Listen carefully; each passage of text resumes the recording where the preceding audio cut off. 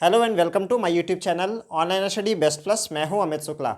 हम अपने पबैट सीरीज़ में जो न्यू यूनिट मैंने शुरू किया था that was control over administration. उसका मैंने एक जो ब्लूप्रिंट होता है, एक लेआउट होता है, वो मैंने आपको दिया था। अब मैं उसमें जो एक्सटर्नल कंट्रोल में लेजिस्लेटिव कंट्रोल होता है उसकी बात करूँगा। उससे पहले पहला सवाल ये उठता है कि why control over administration is matters, क्यों ये इंपॉर्टेंट क्यों है। बिकॉज अब क्या लिखोगे आंसर में कि control over administration is must because of the following points. पहला पॉइंट क्या हो जाएगा, it is related to tax payers money and public finance. पहला, ये लोक वित्त एवं लोगों के कर से जुड़ा हुआ मामला है। लोग अपने खून पसीने की कमाई है वो आपको टैक्स के रूप में देते हैं, तो उसका ऑप्टिमम यूटिलाइजेशन बहुत आवश्यक है, right. It is related to larger public interest, ये एक लार्जर पब्लिक इंटरेस्ट रिलेटेड है। It is related to the socio economic development of the country, इसलिए चाहिए। And last one, because it is related to the trust building between the government and the people, and as a result it is directly related to the democracy। अगर administration efficient नहीं है, अगर वो effective नहीं है, लोगों की नज़रों में अगर लोगों को ये लगता है सरकार उनके टैक्स के पैसे को वेस्ट कर रही है, राइट, तो उनका कहीं ना कहीं ये डेमोक्रेटिक जो सिस्टम है उसमें वो हो जाएगा। And it may create anarchy, अगर लोगों का डेमोक्रेसी पे यकीन ख़त्म होने लगा तो ये अराजकता को पैदा कर सकता है। इसलिए आप पहले ये पॉइंट्स बताओगे कि कभी अगर पूछा जाए कि वाई, अगर ये और कब लिख सकते हो, मान लो कोई ऐसा क्वेश्चन पूछा गया है जिसमें बहुत पॉइंट्स जनरेट नहीं कर पा रहे हो, तो अपने आप से एक हेडिंग बना सकते हो कि control over administration is matters because this. तो ऐसे आपको पॉइंट्स जनरेट करना भी सीखना होगा कि कैसे आप ज़्यादा से ज़्यादा पॉइंट जनरेट करो, क्योंकि आप कितना भी पढ़ाई करो जब आप मेंस लिखोगे तो उसमें हार्डली 10 से 12 क्वेश्चन ही ऐसे होंगे जो आपके पढ़े हुए होंगे। 10 से 11, करीब 9 से 10 क्वेश्चन ऐसे होंगे जो आपको तुरंत ही लिखना होता है। तो उसमें आपका ब्रेन स्टॉर्मिंग होना चाहिए और आपको पॉइंट्स जनरेट करना आना चाहिए। सो ये हमने देख लिया। अब हम लोग अपने टॉपिक पे आते हैं कि लेजिस्लेटिव कंट्रोल कैसे काम करता है, राइट। तो देखिए जरा, उसमें जो लेजिस्लेटिव कंट्रोल में दो चीज़ें इंपॉर्टेंट हैं। तो एक उसमें है पार्लियामेंट्री कमेटीज एंड दूसरा हो गया motions by the opposition party. Okay, तो हम लोग पार्लियामेंट्री कमेटी पे बात करते हैं। पहले लेजिस्लेटिव कंट्रोल जो है, जो हमारा लेजिस्लेटिव कंट्रोल है उसमें दो हैं, parliamentary committee and motions by the opposition party. तो एक एक करके करते हैं parliamentary committees. So what is parliamentary committees? These are the committees consist of members of parliament and these committees mostly works when parliament is not in session. जब parliament session में नहीं होती है तब ये काम करती हैं, राइट। इनके प्रोस क्या है, इनके कॉन्स क्या है, हमको ये पता होना चाहिए। इन्हीं लाभ क्या है इनका और इनके नुकसान क्या है। क्या है इसका प्रोस, इसका लाभ क्या है, पॉजिटिव एस्पेक्ट क्या है इसका, डिटेल्ड स्क्रूटनी। इससे आपका डिटेल्ड स्क्रूटनी हो जाती है। तो जो लेजिस्लेशन है वो गलत नहीं होना चाहिए। अगर पॉलिसी फॉर्मुलेशन ही गलत हो जाएगा तो जाहिर सी बात है इम्प्लीमेंटेशन या उसका जो रिजल्ट होंगे वो गलत ही होंगे। Second, it ensure 3 E's in the administration. पहले डिटेल्ड स्क्रूटनी हो जाएगी and it ensure 3 E's in administration. एक ही हम लोग चौथा भी जोड़ सकते हैं, that is known as equity. यानी पॉलिसी ऐसे होना चाहिए जो इकोनॉमिकल हो, एफिशिएंट हो, इफेक्टिव हो, साथ साथ में उसमें इक्विटी हो। पॉलिसी ऐसी नहीं होनी चाहिए कि वो एक कहते हैं ना कि एक डेविल कैपिटलिज्म नहीं प्रमोट करना है आपको। तो जो भी पॉलिसी बने उसका बेनिफिट हमारा जो सबसे लास्ट में व्यक्ति खड़ा है वहाँ तक भी पहुँचे, यानी उससे इक्विटी भी होनी चाहिए। It ensures, it checks deviation, it checks deviation. जो डेविएशन होता है उसको ये कंट्रोल करती है।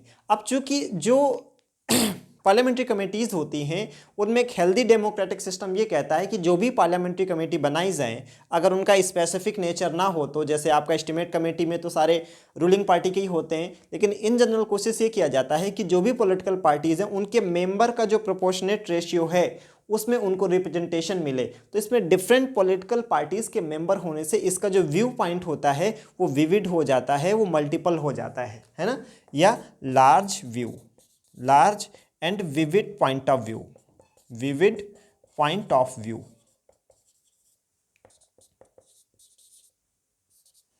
ठीक है, और इससे क्या होगा, इससे ये होगा मेक गवर्नमेंट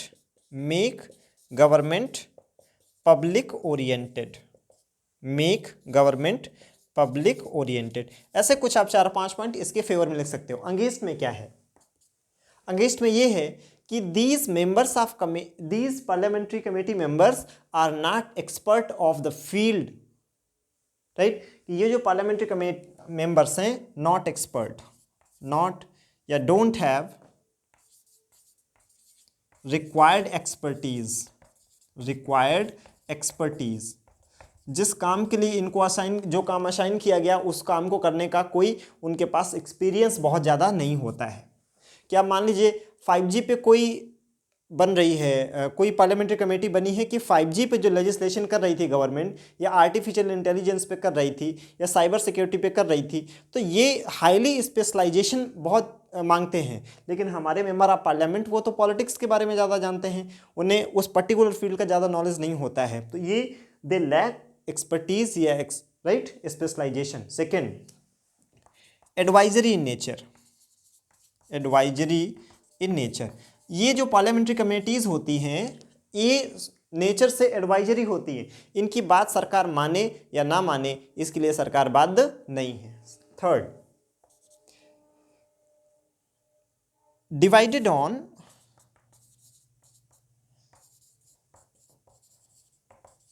पॉलिटिकल प्रेफरेंसेस।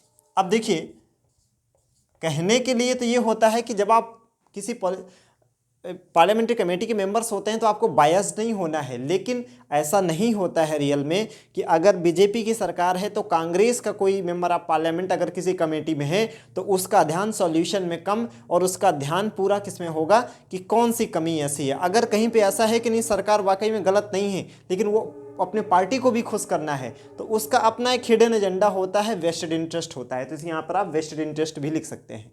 ठीक, सो कुछ लोग कहते हैं कि वेस्ट ऑफ रिसोर्सेस, कि हम पार्लियामेंट्री कमेटी बना के अपने रिसोर्सेज यानी टाइम मनी का हम लोग वेस्ट कर रहे हैं क्योंकि ये कोई कॉन्क्रीट रिजल्ट नहीं दे पाती है, राइट। तो ये हमने कुछ 4-5 पॉइंट इसके हम नेगेटिव साइड पे भी लिख दिया। तो हमने पार्लियामेंट्री कमेटी क्या होती है ये देख लिया, इनके फ़ायदे क्या हैं ये देख लिया, इनके नुकसान क्या है ये देख लिया। अब पार्लियामेंट्री कमेटीज़ में आ जाते हैं कि पार्लियामेंट्री कमेटीज़ किस किस टाइप की होती हैं।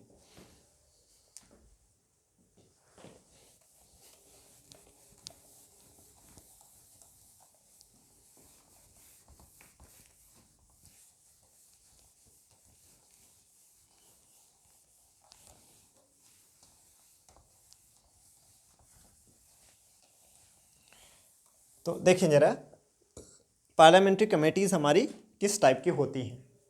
तो टाइप्स ऑफ पार्लियामेंट्री कमेटीज़ क्या टाइप हो सकते हैं, तो देखें बेसिकली 2 टाइप की पार्लियामेंट्री कमेटीज़ होती हैं।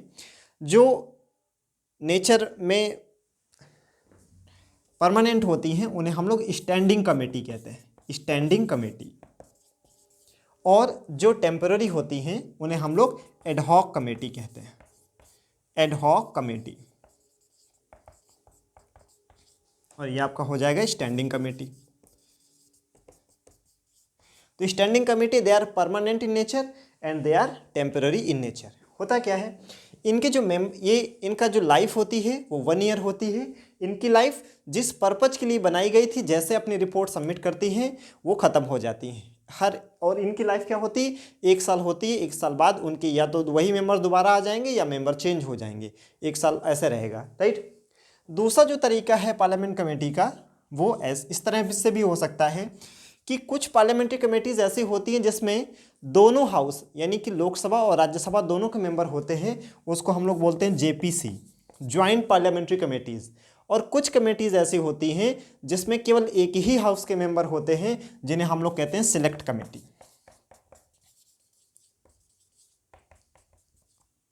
क्या हो जाएगा? सिलेक्ट। जैसे आपका एस्टीमेट कमेटी है तो वो सिलेक्ट कमेटी हुई, क्यों? वहां पर केवल लोकसभा के मेंबर होते हैं। पीसी पब्लिक अकाउंट कमेटी ये कैसी हो जाएगी? जेपीसी होगी या सेलेक्ट होगी? ये जेपी ज्वाइंट पार्लियामेंट्री कमेटी है, लोकसभा के मेंबर हैं, राज्यसभा के मेंबर हैं। डीआरएससी डिपार्टमेंटल रिलेटेड स्टैंडिंग कमेटीज, तो उसमें आपके लोकसभा के भी मेंबर होंगे, राज्यसभा के भी मेंबर होंगे, है ना? ये हमें ध्यान रखना है। दूसरा जो कमेटी का टाइप हो सकता है वो ऐसे हो सकता है कि लेजिस्लेटिव कमेटी,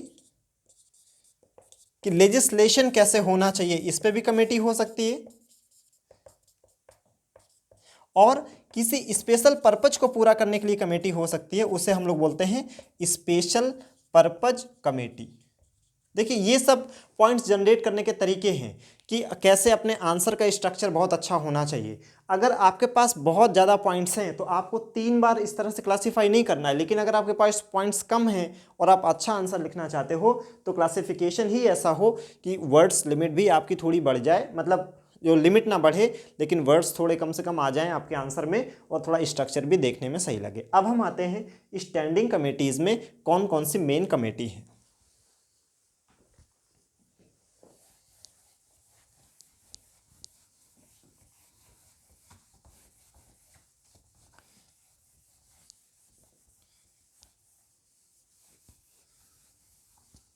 ठीक है, देखिए तो बेसिकली जो हमारी स्टैंडिंग कमेटीज है उसमें 3 कमेटी बहुत इंपॉर्टेंट है। कौन कौन सी? उसमें आपकी 3 कमेटी इंपॉर्टेंट है। एक उसमें हो जाएगी आपकी पीएसी पब्लिक अकाउंट कमेटी, दूसरी हो जाएगी एस्टीमेट कमेटी, और तीसरी हो जाएगी कमेटी ऑन पब्लिक अंडरटेकिंग्स, कोपू। ये हमारी स्टैंडिंग कमेटीज में 3 जो मेजर कमेटी हैं वो पब्लिक अकाउंट कमेटी है, एस्टीमेट कमेटी है, कोपू है। ठीक, तो पब्लिक अकाउंट कमेटी जो होती है इसका जो चेयरपर्सन होगा, इसका जो चेयरपर्सन होगा वो हमेशा ही किससे होगा? अपोजिशन पार्टी से होगा, अपोजिशन पार्टी से होगा।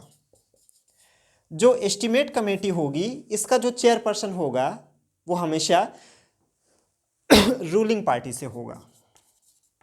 इसका जो चेयरपर्सन होगा वो हमेशा किससे होगा? रूलिंग पार्टी से होगा। और कोपू का जो चेयरपर्सन होगा वो भी किससे होगा? वो रूलिंग पार्टी से होगा, जो पार्टी सत्ता में है। ठीक, अच्छा अब इनका मेन पर्पज क्या है? जो पब्लिक अकाउंट कमेटी है इसका जो पर्पज होता है make government accountable, make government financially accountable, financially accountable. Estimate committee क्या होती है? इसका मेन ऑब्जेक्टिव क्या है? Prepares estimate of the budget, estimates of the budget.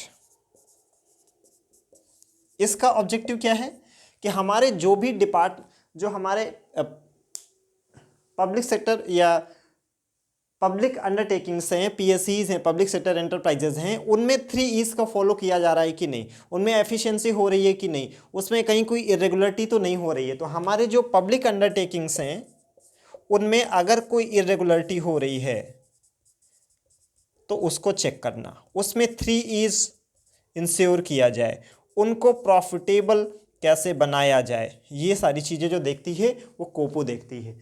अब हम लोग ये चीज़ें समझ गए, इनका ऑब्जेक्टिव समझ गए, राइट? कोपू का मेन ऑब्जेक्टिव क्या है, ईसी का मेन ऑब्जेक्टिव क्या है, पीएसी का मेन ऑब्जेक्टिव क्या है। अब पीएसी कैसे काम करता है ये जरा हम लोग समझ लेते हैं।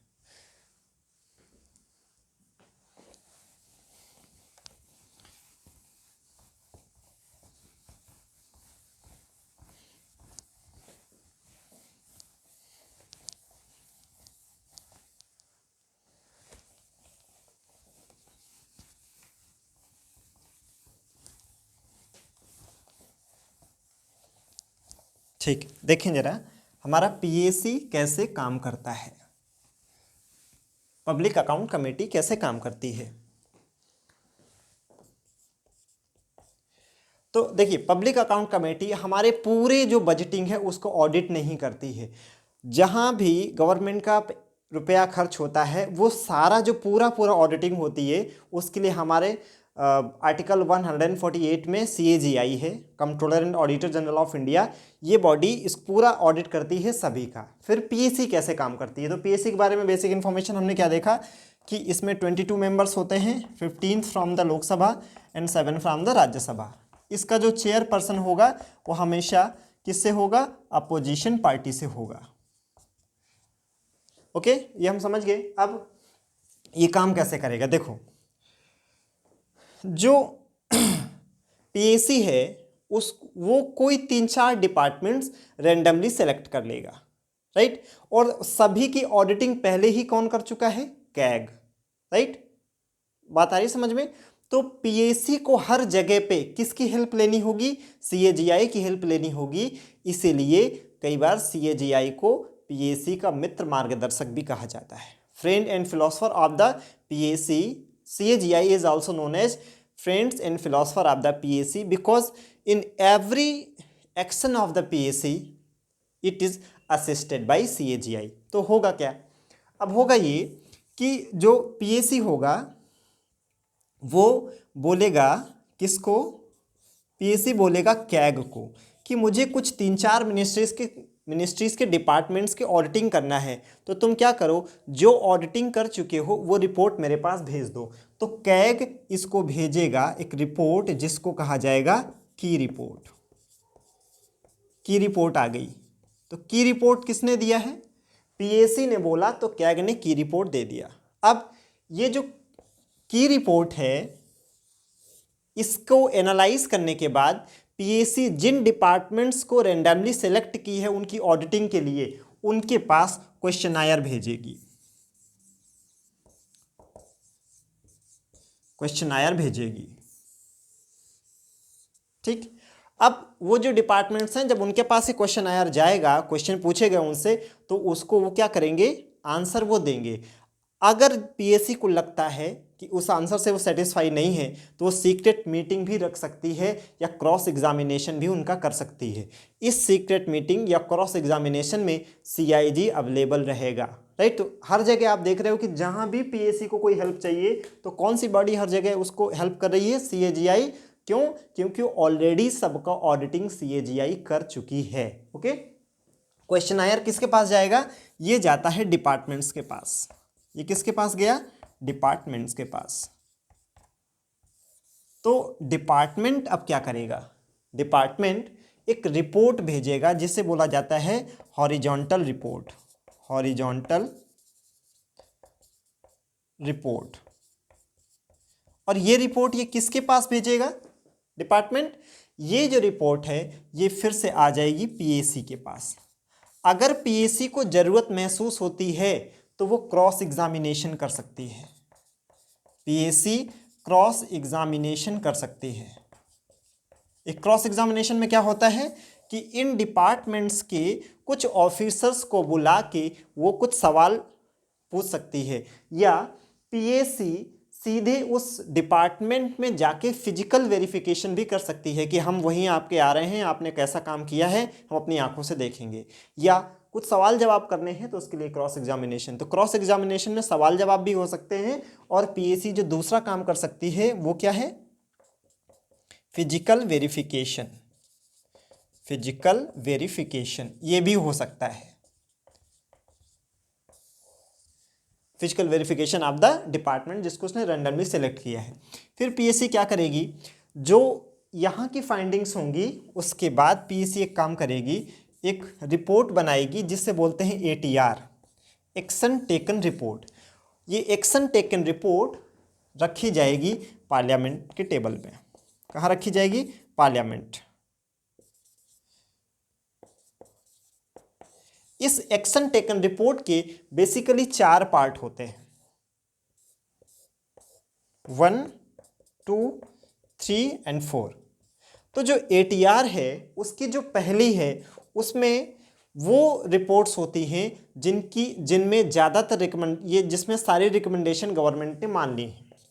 ATR की जो रिपोर्ट नंबर 2 होती है उसमें वो रिपोर्ट्स होती हैं जिनमें रिकमेंडेशंस को गवर्नमेंट ने माना तो है लेकिन कुछ चेंजेस के साथ, ठीक है, कुछ चेंजेस के साथ। जो ATR की रिपोर्ट नंबर 3 होती है उसमें गवर्नमेंट बहुत विल नहीं दिखा रही है उसको एक्सेप्ट करने में, राइट, लेकिन डायरेक्टली मना भी नहीं किया है। तो मतलब आप कह सकते हो यस नो दोनों, आगे चल के कुछ भी हो सकता है। और जो ATR का 4th रिपोर्ट होता है उसमें क्या होता है, वो ऐसी रिपोर्ट्स होती हैं जिसकी रिकमेंडेशंस गवर्नमेंट ने नहीं मानी है, सिरे से खारिज कर दी हैं। So this is how PSC work. तो मैं एक बार फिर से उसे समराइज कर दे रहा हूँ। PSC पब्लिक अकाउंट कमेटी जिसमें 22 मेंबर्स होते हैं, 15 from the Lok Sabha, 7 from the Rajya Sabha. Its chairperson is always belong to the opposition party. Okay, अब ये काम कैसे करता है? It selects 3 to 4 departments or ministries randomly, किसी को भी select कर लिया, which audit has already been done by the CAGI. So PSC will ask the CAGI for the report. CAGI will present the report known as key report to the PSC. तो PSC के पास की report आ गई CAGI के पास से, उस report के आधार पे वो क्वेश्चनायर बनाएगा और वो किसको भेज दिया जाएगा, जिस डिपार्टमेंट की ऑडिट करना है। जब उस डिपार्टमेंट को भेजा जाएगा तो वो अपना जवाब दाखिल करेंगे, आंसर, उस आंसर को ही बोला जाएगा हॉरिजॉन्टल रिपोर्ट। ये हॉरिजॉन्टल रिपोर्ट ये डिपार्टमेंट किसको दे देगा, PSC को। अब ये रिपोर्ट आने के बाद PSC 2 काम कर सकता है, क्रॉस एग्जामिनेशन कर सकता है, बुला के पूछ सकता है, या खुद ही जाके उस डिपार्टमेंट का फिजिकल वेरिफिकेशन कर सकता है। ये होने के बाद PSC क्या करता है, अपनी जो फाइनल फाइंडिंग्स होती हैं एक रिपोर्ट में सबमिट करता है, जिस रिपोर्ट को बोला जाता है एक्शन टेकन रिपोर्ट, जिसमें 4 रिपोर्ट्स होती हैं, 1, 2, 3, 4, और ये ATR पार्लियामेंट में के टेबल पे रखा जाता है।